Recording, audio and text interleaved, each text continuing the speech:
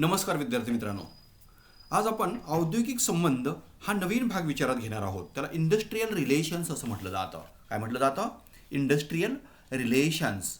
बऱ्याच वेळेला औद्योगिक संबंध हे अतिशय महत्त्वाचे असतात. मग ते औद्योगिक संबंध उद्योगामधले असतील किंवा उद्योगाअंतर्गत असतील, विभागाच्या अंतर्गत असतील, व्यक्तीमधील असतील, अशा पद्धतीचे जे रिलेशन्स असतात हे अतिशय महत्त्वाचे असतात. आणि म्हणून उद्योजक किंवा व्यवस्थापक व कर्मचारी यांच्यातील संबंधांना औद्योगिक संबंध असे म्हटले जाते. वास्तविक व्यापक अर्थानं विचार केला तर उद्योजक, व्यवस्थापक, कर्मचारी, ग्राहक व सरकार हे सर्वजण या उद्योगाशी संबंधित असतात आणि हे सर्व घटक एकमेकांमध्ये संबंधित असतात. मग यांच्यामधील एकमेकातील असणारे संबंध म्हणजेच औद्योगिक संबंध होय. परंतु या ठिकाणी असा व्यापक अर्थ न घेता केवळ उद्योजक किंवा व्यवस्थापक व कर्मचारी यांच्यातील संबंधांचाच विचार करणं गरजेचं आहे. कर्मचाऱ्यांच्यामध्ये आपल्या हक्कासंबंधी जागृती झाल्यापासून औद्योगिक संबंधाला विशेष महत्त्व प्राप्त झालेलं आहे. कर्मचाऱ्यांच्यामध्ये आपले हक्क कोणते आहेत त्याबद्दलची काय झालेली आहे? जाणीव निर्माण झालेली आहे. कर्मचाऱ्यांच्या कामाचे तास, त्याला दिले जाणाऱ्या सेवा, उपलब्ध करणाऱ्या सुविधा, त्यांचे प्रशिक्षण, त्यांचे वेतन, त्यांचा विकास साधण्यासाठी केले जाणारे प्रयत्न, या सर्व बाबींकडे कर्मचारी आणि उद्योजक यांच्या पाहण्याच्या दृष्टिकोनावरच त्यांच्यामधील संबंध कसे राहणार हे ठरत असते. कामगारांच्या संघटना निर्माण झाल्यामुळे कर्मचाऱ्यांची सौदेबाजीची ताकद वाढलेली आहे. आपण पाहतो की वेगवेगळ्या प्रकारच्या कामगारांच्या संघटना निर्माण झालेल्या आहेत आणि त्यामुळं कामगारांची सौदेबाजीची ताकद ही आता वाढलेली आहे आणि या ताकदीच्या जोरावर आपणास पाहिजे असलेल्या अनेक गोष्टी ते पदरात पाडून घेतात. यासाठी ते व्यवस्थापनाशी संघर्ष करण्यासाठी सुद्धा तयार असतात. अशा परिस्थितीत उद्योजक किंवा व्यवस्थापक आपले निर्णय कर्मचाऱ्यांच्यावर लादू शकत नाहीत. व्यवस्थापन म्हणजे इतरांच्याकडून म्हणजेच कर्मचाऱ्यांच्याकडून काम करून घेणे. कर्मचाऱ्यांच्याकडून काम करून घेण्यासाठी आता हुकुमशाही पद्धतीचा वापर करता येत नाही. लक्षात घ्या, गेले ते दिवस कर्मचाऱ्यांच्यावर हुकुमशाही करण्याचे किंवा हुकुमशाही पद्धतीनं कर्मचाऱ्यांच्याकडून काम करून घेण्याचे दिवस आता गेलेले आहेत. त्यासाठी कर्मचाऱ्यांचं सहकार्यच मिळवलं पाहिजे. सरकारचाही कर्मचाऱ्यांच्याकडे पाहण्याचा दृष्टिकोन हा कसा असतो? सहानुभूतीचा असतो. कर्मचाऱ्यांच्या कल्याणासाठी सरकारनं वेगवेगळे प्रकारचे कायदे केलेले आहेत पहा. एकंदरीत उद्योगांनी आणि व्यवस्थापकांनी कर्मचाऱ्यांच्याकडे पाहण्याचा आपला दृष्टिकोन काय झाला पाहिजे? बदलला पाहिजे. कर्मचारी हे आपल्याप्रमाणेच माणूस आहेत आणि त्यांनाही मानवी वागणूक ही दिली पाहिजे. त्यांच्या कल्याणाचा, त्यांच्या विकासाचा विचार हा केला पाहिजे आणि याची जाणीव उद्योगांनी आणि व्यवस्थापकांनी ठेवली पाहिजे. याउलट कर्मचाऱ्यांनी सुद्धा आपल्या हक्काचा विचार न करता केवळ आपले हक्कच विचारात न घेता कर्तव्याचाही विचार केला पाहिजे. आपण फक्त हक्कासाठीच मानतो परंतु कर्तव्याकडे दुर्लक्ष करतो, हे चालत नाही. असं होता कामा नये. म्हणून आपण मालक आणि व्यवस्थापक यांच्याकडं आपण शत्रू न पाहता ते आपले मित्र आहेत, आपले सहकारी आहेत, अशा दृष्टीतून पाहिलं पाहिजे. आपल्या उद्योग घटकाच्या हितामध्येच आपले हित सामावलेले आहे हे त्यांनी समजून घेतले पाहिजे. इतकेच नव्हे तर त्यांनी आपल्या उद्योग घटकाचा विकास म्हणजेच आपल्या देशाचा विकास आणि आपल्या देशाचा विकास म्हणजेच आपला विकास असं समजलं पाहिजे आणि याची जाणीव ठेवली पाहिजे. मालक वर्ग आणि कर्मचारी वर्ग यांनी एकमेकाकडे पाहण्याचा दृष्टिकोन सुद्धा बदलला पाहिजे आणि जर तो बदलला तरच या दोघांच्यामध्ये कसे संबंध निर्माण होऊ शकतात? सलोख्याचे संबंध निर्माण होऊ शकतात आणि अशा पद्धतीचे सलोख्याचे संबंध निर्माण होऊन औद्योगिक शांतता लाभू शकते आणि औद्योगिक शांतता जर लाभली तर समाजाचं कल्याण या ठिकाणी साधलं जातं. म्हणजे अशा पद्धतीनं औद्योगिक संबंध म्हणजे नेमकं काय आहे हे आपण या ठिकाणी लक्षात घेणं गरजेचं आहे. आता ह्या औद्योगिक संबंधाच्या वेगवेगळ्या विचारवंतांनी व्याख्या दिलेल्या आहेत पहा. त्या व्याख्यांचाही परामर्श आपण या ठिकाणी केला पाहिजे. पहिली व्याख्या दिलेली आहे केसेल्समॅन. केसेल्समॅन यांच्या मते औद्योगिक संबंध म्हणजे मालक व उद्योगातील कर्मचारी यांच्यामधील संबंध, व्यापक अर्थाने विविध संघटनांमधील संबंध, प्रशासन किंवा सरकार व संघटना यांच्यामधील संबंध, तसेच मालक व सरकार यातील संबंध यांचा समावेश होतो. म्हणजे कशाचे संबंध असतात? मालक आणि उद्योग, त्याचबरोबर विविध संघटना, प्रशासन किंवा सरकार आणि संघटना, तसेच मालक आणि सरकार या सर्व घटकांमधील संबंध म्हणजेच काय म्हटले जातात? औद्योगिक संबंध असं म्हटलं जातं. लक्षात घ्या तुम्ही. त्यानंतर पुढची व्याख्या दिलेली आहे Indian Institute of personnel management. आता Indian Institute of personnel management यांच्या मते कर्मचाऱ्यांचे हार्दिक व परिणामकारक सहकार्य मिळविणे, मालक, कर्मचारी आणि त्यांचे प्रतिनिधित्व करणाऱ्या संघटना यांच्यातील संघर्ष कमी करणे यांचा समावेश औद्योगिक संबंधामध्ये केला जातो. पहा, म्हणजे औद्योगिक संबंधामध्ये कशा कशाचा समावेश होतो, तर कर्मचाऱ्यांचे हार्दिक आणि परिणामकारक सहकार्य मिळवणं, मालक, कर्मचारी आणि त्यांचे प्रतिनिधित्व करणाऱ्या संघटना यांच्यामधील संघर्ष कमी करणं या सर्वांचा समावेश हा कशामध्ये होतो, औद्योगिक संबंधामध्ये केला जातो. त्यानंतर डेल यांनी एक व्याख्या दिलेली आहे. पहा, डेल योडर यांनी औद्योगिक संबंधाची व्याख्या दिलेली आहे. ती व्याख्यासुद्धा आपण थोडीशी समजून घेतली पाहिजे. औद्योगिक संबंध म्हणजे नेमकं काय असतं त्यांच्यामध्ये, तर औद्योगिक संबंध म्हणजे व्यवस्थापन व कर्मचारी यांच्यातील संबंध किंवा कर्मचारी व त्याच्या उद्योग सेवांमधून निर्माण झालेल्या त्यांच्या संघटना यांच्यातील संबंध होय. म्हणजे अशा पद्धतीनं औद्योगिक संबंधाच्या ह्या वेगवेगळ्या व्याख्या ह्या वेगवेगळ्या विचारवंतांनी केलेल्या आहेत आणि त्या व्याख्या आपण समजून घेणं गरजेचं आहे. आता त्यानंतर आपल्या लक्षात येईल की हा औद्योगिक संबंधाची उद्दिष्टे कोणती असतात. औद्योगिक संबंधाची उद्दिष्टे कोणती असतात, का औद्योगिक संबंध म्हणजे कोणते औद्योगिक संबंध कशा पद्धतीने निश्चित केले जातात, त्याचा उद्देश काय असतो, त्याची उद्दिष्टे काय असतात, means objectives of industrial relations. Those objectives also we have to understand. What are the objectives of industrial relations? Those objectives also we have to study. आता पहिलं उद्देश किंवा पहिलं उद्दिष्ट आपण या ठिकाणी औद्योगिक संबंधाचं विचारात घेतलं पाहिजे. ते म्हणजे मालक व व्यवस्थापक किंवा मालक, व्यवस्थापक व कर्मचारी यांच्यामध्ये चांगले संबंध निर्माण करणे. संबंध असतात हो, परंतु ते संबंध कसे असले पाहिजेत, सौहार्दपूर्ण असले पाहिजेत, चांगले असले पाहिजेत, घनिष्ठ असले पाहिजेत, जिव्हाळ्याचे असले पाहिजेत. म्हणून मालक व व्यवस्थापन व कर्मचारी यांच्यामध्ये चांगले संबंध निर्माण करणं हा पहिला उद्देश किंवा पहिलं उद्दिष्ट हे औद्योगिक संबंधाचं असतं. त्यानंतर पुढील उद्दिष्ट आपण लक्षात घ्यायचं आहे, औद्योगिक कलह टाळणे. आता औद्योगिक कलह टाळणे किंवा कमी करणे, कोणत्याही आस्थापनेला औद्योगिक कलह हा परवडणारा नसतो. त्यामुळं आस्थापनेचंच नुकसान होतं, उद्योग व्यवसायाचंच नुकसान होतं. त्यामुळं अशा पद्धतीचे औद्योगिक कलह टाळणं हे बेटर असतं, लक्षात घ्या, हिताचं असतं. आणि म्हणून औद्योगिक संबंधाचा उद्दिष्ट काय असतं, कोणतं उद्दिष्ट असतं औद्योगिक संबंधाचं, औद्योगिक कलह टाळणे. त्यानंतर पुढील उद्दिष्ट आपण लक्षात घ्यायचे ते म्हणजे उत्पादन कार्याशी निगडीत असणाऱ्या सर्व घटकांमध्ये सुसंवाद निर्माण करणे व राखणे हे सुद्धा औद्योगिक संबंधाचे एक उद्दिष्ट आहे, लक्षात घ्या तुम्ही. त्यानंतर पुढील उद्दिष्ट आपण लक्षात घेतलं पाहिजे, कामगारांची उत्पादन क्षमता वाढविणे. आता कामगारांची उत्पादन क्षमता ही वाढवलीच पाहिजे. आता ही कशी वाढवली जाते, त्यांना योग्य पद्धतीच्या सेवा सुविधा उपलब्ध करून दिल्या जातात, त्यांना योग्य पद्धतीचं प्रशिक्षण दिलं जातं, त्यांना योग्य पद्धतीची प्रोत्साहनं दिली जातात की जेणेकरून कामगारांची उत्पादन क्षमता ही काय होऊ शकते, वाढू शकते. म्हणजेच ते त्या क्षमतेचा पुरेपूर वापर हे उत्पादन कार्यासाठी करू शकतात. आणि म्हणून अशा पद्धतीनं कामगारांची उत्पादन क्षमता वाढविण्याचं उद्दिष्ट हे सुद्धा आपण या ठिकाणी लक्षात घेणं गरजेचं आहे. त्यानंतर पुढील उद्दिष्ट आपण विचारात घ्यायचं आहे की कामगारांची व्यवस्थापनामध्ये सहकार्य मिळविणं. आता कामगारांचं व्यवस्थापनाला सुद्धा सहकार्य असलं पाहिजे, कारण व्यवस्थापनाला सहकार्य असेल तरच त्या ठिकाणी उत्पादनाचं कार्य व्यवस्थित पद्धतीने सुरू राहतं. आणि म्हणून कामगारांचे व्यवस्थापनामध्ये सहकार्य मिळविणं, त्यांना व्यवस्थापनामध्ये सहभागी करून घेणं, त्याला आपण पार्टिसिपेशन किंवा पार्टिसिपेटिव्ह मॅनेजमेंट असं म्हणतो किंवा पार्टिसिपेशन इन मॅनेजमेंट असंही म्हटलं जातं, व त्यांना त्यांचे योग्य स्थान देणे. म्हणजे अशा पद्धतीनं हे सुद्धा उद्दिष्ट औद्योगिक संबंधाचं आपण विचारात घेतलं पाहिजे. आणि त्यानंतर पुढील उद्दिष्ट आपण समजून घ्यायचं आहे ते म्हणजे कर्मचाऱ्यांना नफ्यामध्ये न्याय्य हिस्सा देऊन, म्हणजे कंपनीला जो नफा झालेला असतो त्या नफ्यामधील काही हिस्सा हा कर्मचाऱ्यांना देऊन त्यांची कार्यपरिस्थिती सुधारली पाहिजे. आणि जर कार्यपरिस्थिती सुधारली तर पुढील अनेक गोष्टी ह्या टळल्या जातात. कोणत्या गोष्टी टळल्या जातात, उदाहरणार्थ संप, टाळेबंदी, मोर्चे यासारख्या गोष्टींना काय होतं, पायबंद घालता येतो. म्हणून औद्योगिक संबंधाची उद्दिष्ट विचारात घेत असताना ही हाफ डझन उद्दिष्ट म्हणजे अर्धा डझन उद्दिष्टे आपण या ठिकाणी विचारात घेतलेले आहेत. किती उद्दिष्ट आहेत, 6 उद्दिष्ट वेगवेगळे विचारात घेतलेले आहेत. आणि त्या वेगवेगळ्या उद्दिष्टांच्या साठी औद्योगिक संबंध हे घनिष्ठ, जिव्हाळ्याचे, आपुलकीचे, सौहार्दपूर्ण असणं हे गरजेचं असतं.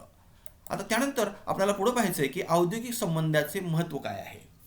काय महत्त्व असतं, औद्योगिक संबंधाची वरची उद्दिष्ट आपण पाहिली आणि त्यावरून संबंधाची महत्त्व काय असतं, औद्योगिक संबंधाचे काय महत्त्व असतं हे आपल्याला समजलेलं असेल.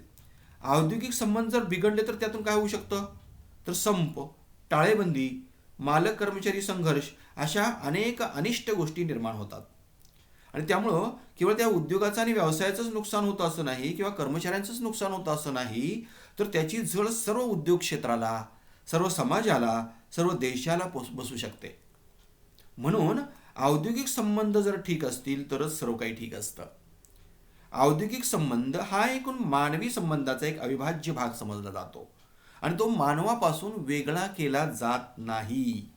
म्हणून उद्योगामध्ये सुसंवाद निर्माण होणं गरजेचं आहे आणि ते निर्माण होऊन टिकवणं गरजेचं आहे. आणि म्हणून त्यासाठी सुद्धा औद्योगिक संबंध हे अतिशय महत्त्वाचे असतात. आता औद्योगिक संबंधाचं महत्त्व आपण ह्या वेगवेगळ्या 5 घटकांच्या सहाय्यानं समजून घेऊ शकतो. या चार्टमध्ये मी हे 5 घटक दिलेले आहेत. आता पहिला जो घटक आहे तो म्हणजे कामगाराच्या दृष्टीने महत्त्व. म्हणजे औद्योगिक संबंधाचं कामगाराच्या दृष्टीने काय महत्त्व आहे. कर्मचारी हा उत्पादन कार्यातील एक अत्यंत महत्त्वाचा घटक आहे. Don't forget it all. त्याच्या सहकार्याशिवाय यंत्राची चाकच फिरणार नाही. कच्च्या मालाचं पक्क्या मालामध्ये रूपांतर सुद्धा होणार नाही. कर्मचाऱ्यांच्या सहकार्यावरच उत्पादन वाढ, उत्पादनाचा दर्जा, नफ्यामध्ये वाढ, उद्योगाचा विकास या गोष्टी अवलंबून असतात. जर कर्मचाऱ्यांचं सहकार्य जर मिळालं नाही तर ह्या गोष्टी अशक्यप्राय होतात. लक्षात घ्या. चांगले कर्मचारी संबंध ही कार्यक्षम व्यवस्थापनाची कोनशिला समजली जाते. काय समजली जाते? कोनशिला समजली जाते. आणि त्यामुळे व्यवस्थापकानं किंवा व्यवस्थापनाने त्याकडे दुर्लक्ष करून चालत नाही. उद्योगाच्या कार्यक्षमतेवरच कामगारांच्या आर्थिक गरजांची पूर्तता, त्यांची मानसिक शांती, त्याचबरोबर कौटुंबिक स्वास्थ्य आणि सामाजिक प्रतिष्ठा ही अवलंबून असते. म्हणजे जर कामगार जर कार्यक्षम असतील तरच ह्या सगळ्या गोष्टी शक्य होतात. तेव्हा कामगारांनी आपलं काम कार्यक्षमपणे करावं आणि उत्पादनामध्ये वाढ करावी यासाठी त्यांचे संबंध चांगले असले पाहिजेत. उत्पादन घटकातील अपव्यय टाळून उत्पादन खर्च कमी केला पाहिजे. आता उत्पादन घटकामध्ये अनेक अपव्यय होऊ शकतात, ते टाळले पाहिजेत आणि उत्पादनाचा खर्च सुद्धा काय केला पाहिजे, कमी केला पाहिजे. आणि जेणेकरून आपल्या उद्योगाचा विकास कसा होईल यासाठी सदैव प्रयत्नशील राहिलं पाहिजे.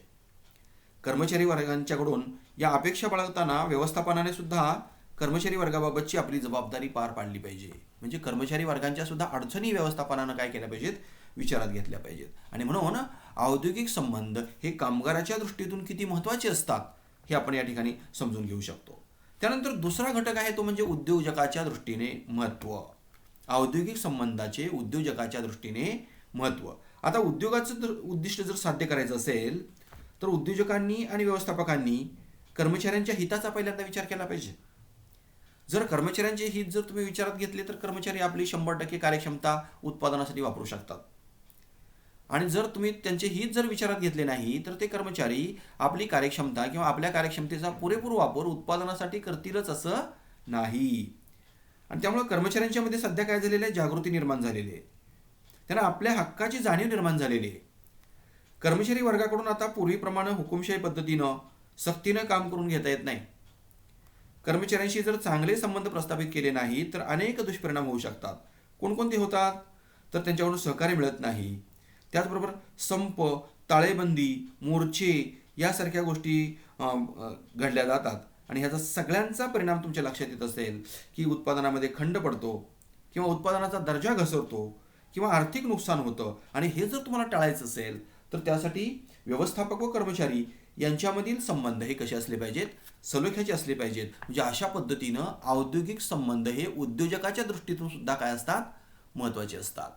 त्यानंतर तिसरा भाग आपण विचारात घ्यायचा आहे तो म्हणजे गुंतवणूकदाराच्या दृष्टीतून महत्त्व. आता उद्योग व्यवसायामध्ये जे पैसे गुंतवलेले असतात त्याचा मुख्य उद्देश काय असतो, तर जास्तीत जास्त मोबदला मिळविणं. जर ते पैसे इतरत्र गुंतवले तर त्यापासून व्याज मिळेल किंवा लाभांश मिळेल. आणि म्हणून लोक उद्योग व्यवसायाची जोखीम पत्करून अशा पैसे गुंतवावेत. म्हणून त्यांच्या गुंतवणुकीवर योग्य पद्धतीचा परतावा दिला पाहिजे. म्हणजेच साहजिकच या वर्गाचं लक्ष सुद्धा औद्योगिक संबंधावर असतं. औद्योगिक संबंध जर सुदृढ असतील, सलोख्याचे असतील तर उत्पादनात काय होऊ शकते, वाढ होऊ शकते, नफ्यामध्ये वाढ होऊ शकते. आणि त्यामुळे गुंतवणूकदाराला जास्तीत जास्त लाभांश मिळू शकतो किंवा जास्तीत जास्त व्याज मिळू शकतो. लक्षात घ्या. आणि वेळच्या वेळी तेही गुंतवलेला पैसा सुरक्षित असल्याची त्यांना काय मिळते, खात्री मिळते. आणि जर औद्योगिक वातावरण जर तणावपूर्ण असेल, औद्योगिक संबंध जर तणावपूर्ण असतील, तर लोकांना आपला पैसा उद्योगामध्ये गुंतवण्याची इच्छा होत नाही. म्हणजे लोक आपले पैसे उद्योगामध्ये गुंतवण्यासाठी तयार होतीलच असं नाही. उलट गुंतवलेला पैसा मात्र ते परत मागे घेतील. आणि त्यामुळं उद्योग हे काय होऊ शकतात, आर्थिक संकटात सापडू शकतात आणि कदाचित ते बंद सुद्धा पडण्याची शक्यता नाकारता येत नाही. आणि म्हणून गुंतवणूकदाराच्या दृष्टीनं सुद्धा औद्योगिक संबंध हे खूप महत्त्वाचे असतात. आता त्यानंतर समाजाच्या दृष्टीतून सुद्धा औद्योगिक संबंध महत्त्वाचे असतात. पहा, आता समाजाच्या दृष्टीतून औद्योगिक संबंधाचा काय संबंध येतो, का महत्त्वाचे असतात? तर औद्योगिक संबंध जर चांगले असतील तर त्याचा समाजाला फायदा होतो. समाजाच्या उद्योग व्यवसायाकडून ज्या अपेक्षा असतात त्या अपेक्षा पूर्ण होऊ शकतात. कोणत्या अपेक्षा असतात उद्योग व्यवसायाकडून? तर चांगल्या उत्तम दर्जाचा माल वाजवी किमतीला पुरेशा प्रमाणामध्ये उपलब्ध होणं, ह्या अपेक्षा असतात. आणि ह्या व्यवसायाकडून असलेल्या अपेक्षा काय होऊ शकतात, पूर्ण होऊ शकतात. समाजाला पाहिजे असलेल्या वस्तू अथवा सेवा ह्या वेळच्या वेळी आणि योग्य प्रमाणात पुरवठा होऊ शकतात. वस्तू व सेवा चांगल्या दर्जाच्या आणि योग्य किमतीला मिळतात. लक्षात घ्या, म्हणजे दर्जाही चांगला असतो आणि किंमतही योग्य असते. उद्योगाचा विकास झाल्यामुळं अनेकांना नोकऱ्या मिळतात. त्याचबरोबर समाजामधली बेकारी कमी होते. औद्योगिक शांततेमुळं सामाजिक स्वास्थ्यसुद्धा त्या ठिकाणी वाढतं. जर औद्योगिक संबंध बिघडले तर या उलट परिस्थिती निर्माण होते आणि वेळप्रसंगी सामाजिक मालमत्तेचं नुकसानसुद्धा होऊ शकतं आणि भाववाढसुद्धा होऊ शकते. म्हणजे अशा पद्धतीनं समाजाच्या दृष्टीतून सुद्धा औद्योगिक संबंध हे खूप महत्त्वाचे असतात. आता त्यानंतर पुढचा घटक आपण विचारात घ्यायचा तो म्हणजे शासनाच्या दृष्टीतून. आता शासनाच्या दृष्टीतून औद्योगिक संबंधाला काय महत्त्व आहे? तर देशाचा विकास जर घडायचा असेल तर ते विकास करण्याची जबाबदारी कोणाची असते? तर शासनाची असते. आणि देशाचा विकास घडवण्यासाठी शासनाला अनेक मार्गाचा अवलंब करावा लागतो.